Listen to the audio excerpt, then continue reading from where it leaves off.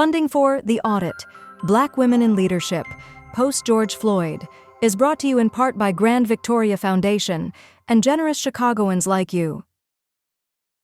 Grand Victoria Foundation believes in a future where racial justice isn't just an idea, it's reality, where Black communities across Illinois have the power, resources, and opportunities needed to thrive. We support the wisdom, leadership, and work of those most impacted by the systems we look to change, trusting their ability to build power and change narratives. When all communities have the resources and support they need, all Illinoisans can thrive, ensuring equity in life, liberty, and the pursuit of happiness. This is collective liberation. This is the work of Grand Victoria Foundation.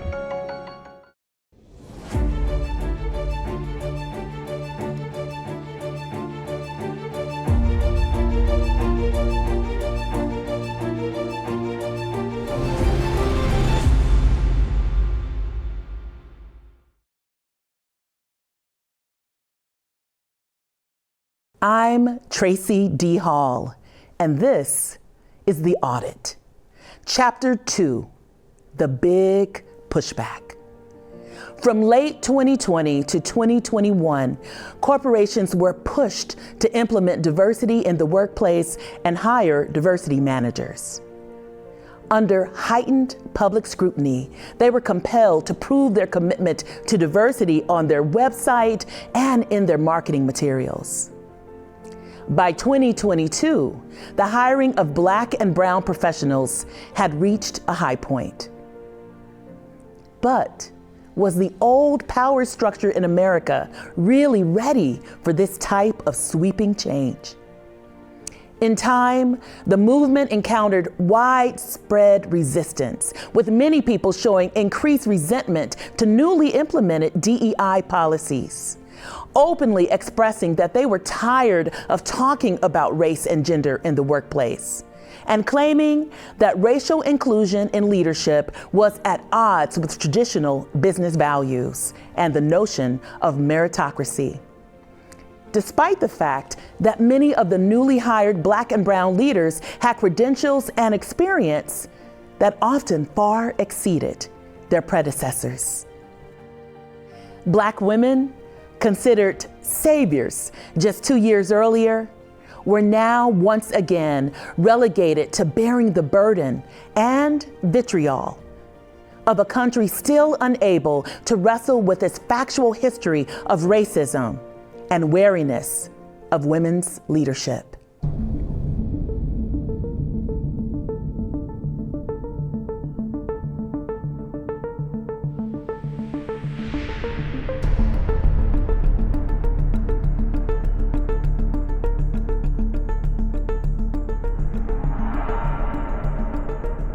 As 2020 drew to an end, the standard practice was social distance and Zoom meetings.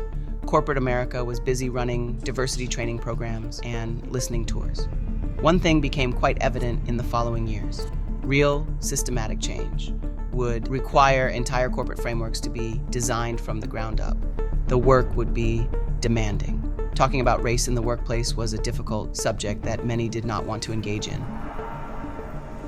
When Black women started in these roles and were handed all of these issues, which were gigantic during COVID, and they still linger, but office culture had changed. People were working from home. They didn't want to return to the office. You had supply chain issues. You had issues with learning new tech and learning new ways of doing things. All of these things were suddenly coming at Black women. And I think that what many started to realize is that they had to decide what the job actually was. Was the job to come in and actually not make all of those changes, but to sort of swim through the onslaught? Or was the job to really try to bring a board and staff along to function in a different way?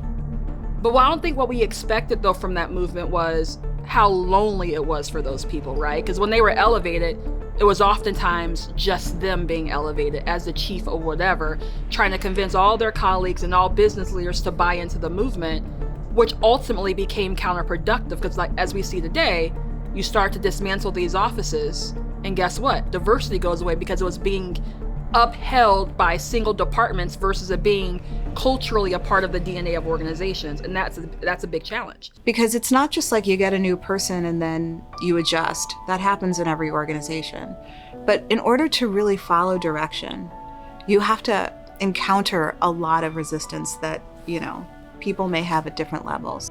And the recognition that the systems we have, all of our talent development, all of our, executive development, all of our peer supports, all those intricate things that go into making a corporate environment work, right? We're set up to help white men succeed, and they did it really, really well. It's perfectly designed to get the results that we had.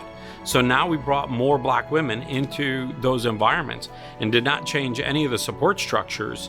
And yeah, I can only imagine how that felt. We had 21 engagements that had something to do with equity.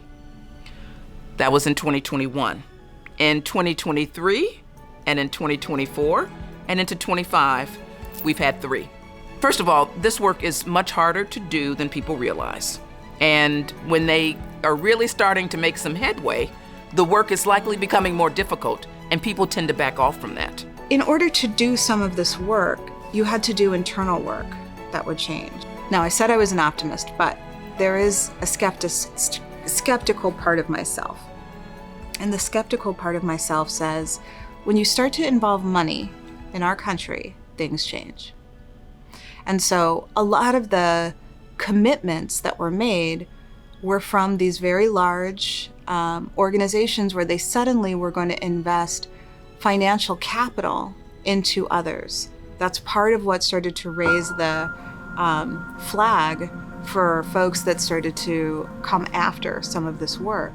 But when you started talking about moving money into Black and Brown owned spaces, the backlash started to begin.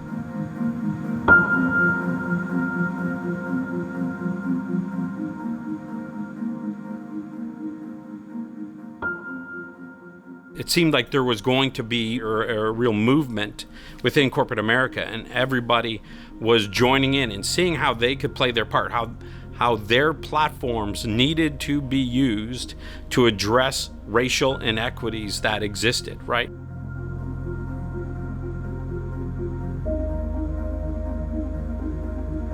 Felt like a movement at the time. Certainly today, we know that was a moment, right? It was not a movement at all. During that time, as a Black woman leader, we were asked to carry the water on all of it, right? People asking us to speak, people asking us how we feel, people asking us to have those feelings represent a broad swath of like the community and population, like in these moments. And that's not fair to anyone, right? And as we do, we show up. In terms of when I was in corporate America, I can even think about so many things that happened in my career, but I became institutionalized.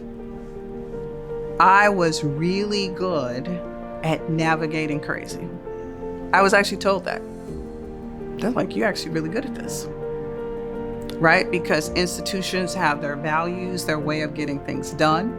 And that can be hard as a Black person coming into a new organization and trying to figure out how to win.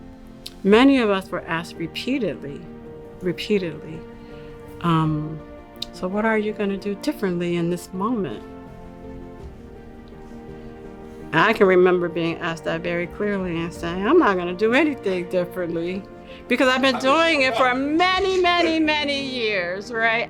There's also this easier to dismiss us kind of thing and build consensus around it, because in organizations and cultures, there's networks, there's ways of getting things done. There's ways of building the meeting before the meeting. Are we actually invited to that meeting?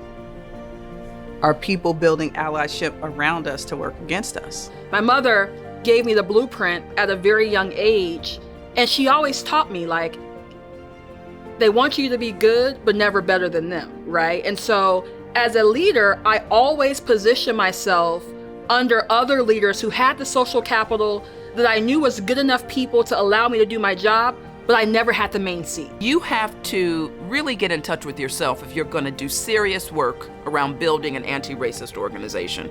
You can't think that the work happens outside of you and that you're not going to be impacted by it. It means that you have to do some of your own personal work.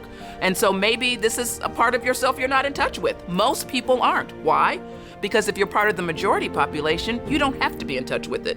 But certainly as a Black person, I am in touch with it all the time, every day, whether via social media, walking down the street, or watching television. Somebody reminds me in some way or another that I'm a Black person living in the world. Many companies fully embrace diversity hiring and thrive. Others do not. Cracks begin to form in the fragile foundation of support. We begin to see Black women leaders leaving their newly acquired roles within the workplace. But why? Often, especially in this frenzy to find like an optic solution to an endemic problem, the setup was come in, yes, we trust you. Yes, you can lead us to something different.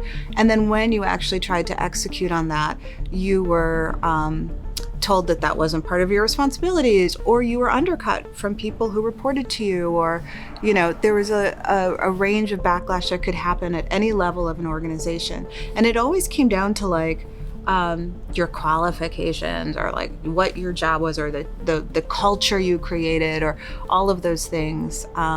But when that part doesn't happen, when you don't change the rest of the organization, so you actually know how to support the new change maker you brought in, then what you're gonna do is drive that person out. You know, and then when the story started to come out in aggregate, it was like, oh, you hired her to come in here and have a voice and provide something that was different than what was here before. And then when she showed up and was doing that, then she was saucy, she was irreverent, she didn't understand the culture.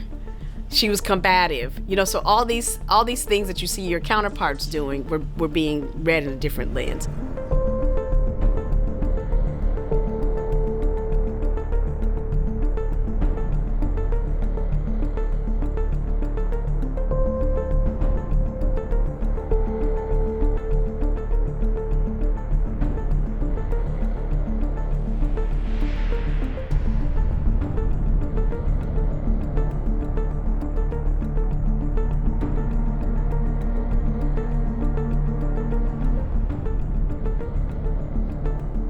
Nobody has ever looked at me and said, I'm hiring you because you're a Black woman. Nobody. Nobody's ever looked at a Black man and said, I'm gonna hire you because you're a Black man. There are 17 other people more qualified than you are, but because you're Black, I'm gonna give you a shot. That's not how those conversations are going, right? If historically power has operated in a certain way where you exclude me or you make me jump through so many hoops that only me and one other lady get to even start to go to the door, to be in the room, to sit at a chair that might be at the table. Like, this is how far we have to come to be where you just walked in. Let's start there. Now you're gonna open the door and you're gonna come out of the door and come get me and drag me in the room and sit me down at the head of the table? Who does that and why? A lot of the reason that Black women and people of color generally are accelerated into roles, ascend into roles, is because they are qualified. They are super qualified. They are overqualified and bring a set of skills, not just technical skills for the role, but leadership competencies. The lack of support while they're there and given kind of insurmountable tasks. That was a frequent thing in corporate America, that when people of color got promoted, it was the business that was in trouble. Yes, but think about the numbers. So if you're thinking about any of these top 25 universities, let's just go law school. The numbers are much better than they were when my mother went to college, but these numbers are nowhere near where it's necessary for a Black person that has gone to an Ivy League school, who is an attorney, to jump 3 or 4 levels, even qualified, here to that position. You do not have enough because you've not let enough in to begin with. So no one was noticing that, or everybody was fine with the incremental gains, until you get to a point where now all of a sudden it's necessary. Now all of a sudden DEI is the buzzword. right? So now everybody wants to look like they're on board with DEI because the antithesis of that is being on board with the cop that killed George Floyd, right? So we reduce these things of like, if I'm not trying to be inclusive, then I am racist. Our understanding of why Black or brown people were being hired post George Floyd is flawed. The media would have you believe that many were not qualified. One could suggest it is something much deeper than a massive human resource blunder. It is something deeply embedded in our culture we haven't fully addressed. For one thing, it becomes clear that racism is not mainly a problem of attitudes, of individual bigotry. No, it's a tool. It's a tool to divide us and to prop up systems, economic, political, and social systems that advantage some people and disadvantage others. And it's a tool to convince a lot of white folks who may or may not be getting a great deal out of our highly stratified society to support the status quo. Could be worse, at least I'm white. After the murder of George Floyd, I was astonished at the number of people in a leadership position, regardless of mid-ranking on up, did nothing. You mean in the police force or just in in companies. People who lead teams, that after the murder of George Floyd, they didn't talk to their teams. They just did nothing. And it's not because they're bad people, it's because they didn't have the skills, they didn't know how to have an uncomfortable or difficult conversation. In all of the promises and pledges, in all of the platitudes and pontification, we never truly addressed or solved the one underlying issue that precedes and transcends all others: racism. Because we did not address, right, the underlying rumblings that existed in 2020, had we addressed them more head on versus been in, perhaps bulldozer mode to say we have a window, we're going to take that window and we're going to move as quickly as we possibly can. If that is something that you're not used to, when you actually sit down to talk about it, you get very, very self-conscious about it. I mean, no one wants to be called a racist under any circumstances, right? And so people will do their best to say a little, maybe not a lot, because they don't want to come off sounding like they're racist. And that means that they're not really digging deeply enough. Did a great job at raising the voices of those who are impacted and marginalized, but people, particularly white men who never had experiences with diversity, I think we did a poor job at bringing them along the journey, right? And it wasn't framed correctly, right? Because what the movement was actually saying is, we have talented people who are ready right now for leadership opportunities within corporate America, but they can't get it because the representation is off, and you are more likely to hire people who look like you, sound like you, talk like you. We all have unconscious biases. And so when you talk about this movement of why it was short-lived, my personal opinion is we did a very poor job at making room for the naysayers to be able to brought along the journey. And I feel like a lot of leaders made decisions they would never have made in normal times, under normal circumstances, of their own volition. But they were off balance, did not know how to react to their workforce generally. And then when their workforce turned to them and said, we need to be a part of racial reconciliation as well, they moved in places they never otherwise would have gone. I mean, I think that my colleagues in those kinds of positions were hopeful that if they look at the trajectory of civil rights, they could justify or make sense of why this rash to be so inclusive made sense. That like somehow we were learning, not quite linearly, but we're making these kind of like leaps. I think that they just wanted to believe that people in power would volunteer that power over to them because they were qualified, because they did all the right things. The systems we have, right? And whether you believe you have a system or not, you have a system that is getting you the results you get today, right? Whatever your results are, your system is perfectly designed to give you those results, right? So if you want different results, you better have a different system, right? And you better look at it from a systemic perspective. If all you say is, I want to change the results, by what? If you set a different target and do nothing to change the system, and the systems that have existed for however long and do not support people of color, do not support women, do not support any diversity through your pipeline. You can't just one day wake up and say, I'm going to change the target and hope it works. We are trying to contend with the way we've been socialized all our lives. We're saying we can do better. We can do something different. This isn't right. And people really have a hard time internalizing that. They can want to do it, but actually taking the time, understanding that it's going to take time, that this work is iterative, is often beyond their imagination. I don't think we were ever there. And that's why that feeling of this is a real movement, to me, I now feel a little bit bamboozled by it, because it's like it was in your heart all along. Like, you never actually changed your mind. You just knew you didn't have the social capital in the midst of the movement to actually say how you feel. And we left those individuals behind. So now that there's a power shift, all you're seeing is those same voices raising back up to the top again. They're not saying anything they were saying differently than before 2020. They just were silenced for a moment. But now, guess what? They've now reemerged. Big companies, big publicly traded companies, there's a push for shareholder value constantly. Quarterly results, it's exhausting for leaders who are in the highest roles. And one institution I worked in, we actually had pretty good diversity. The head of R&D, research and development, engineering for the company was a woman.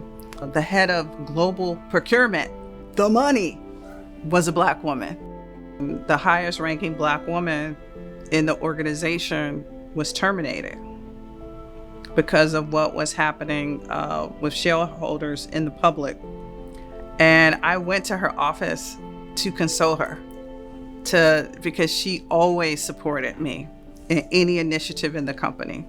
She was busy. She didn't always have all the time in the world, but that nod in the hallway, that occasional hug, that email me if you need anything, knowing that I could do that brought me so much comfort. It brought me so much confidence in the organization. And when I saw what happened, I walked into her office to console her, and I just burst into tears. I mean, I just thinking about it.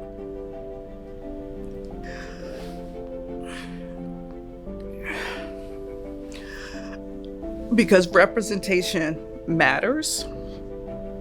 It matters. And I know that woman poured her heart and soul into that company, and the way that she was dismissed was hard to see.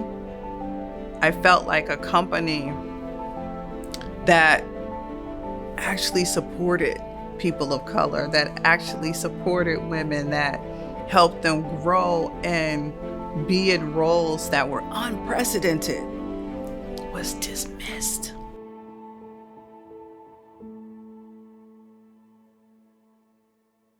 What we've witnessed is actually the fastest backlash in the history of America. So you go from the modern day lynching of George Floyd, which happened in May, to having all of these statements that are made from companies, all of this mass hiring that happens, to September, when Moms of Liberty start to descend on school board meetings across the entire country in a coordinated communication campaign to tell school boards that their child, their little white child, is being taught to hate himself. We are opposed to labeling people as oppressors and victims solely based on the color of their skin.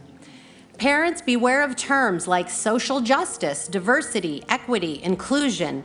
Those inherently good things are being used to disguise a biased political agenda.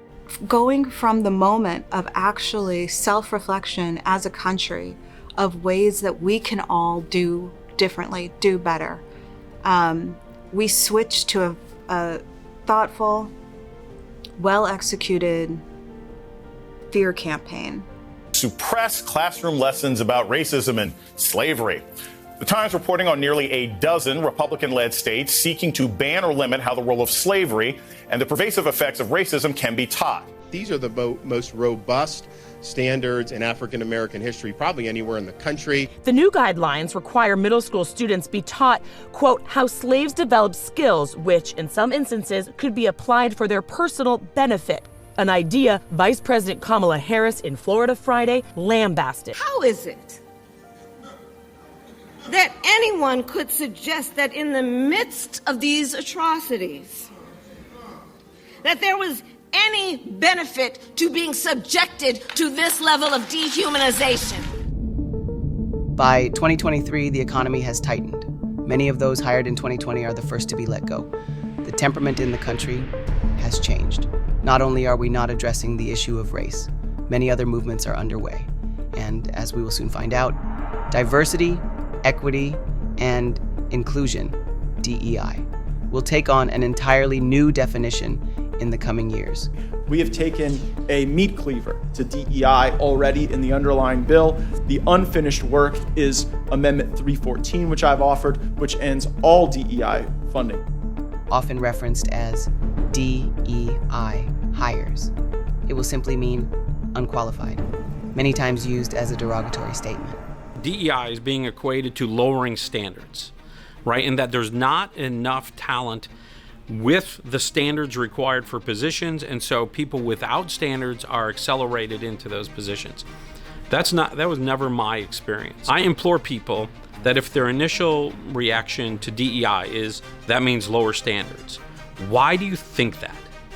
Let's spend some time talking about why you think that. What in you, what in your experience, what in your belief system makes you think that the next woman or the next black person or the next Hispanic person or the next LGBTQIA person will be any less qualified than the next white man? Why do you think that?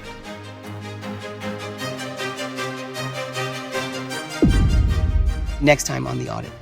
You know, there was a watershed moment when the Supreme Court made the ruling around college admissions as it relates to affirmative action.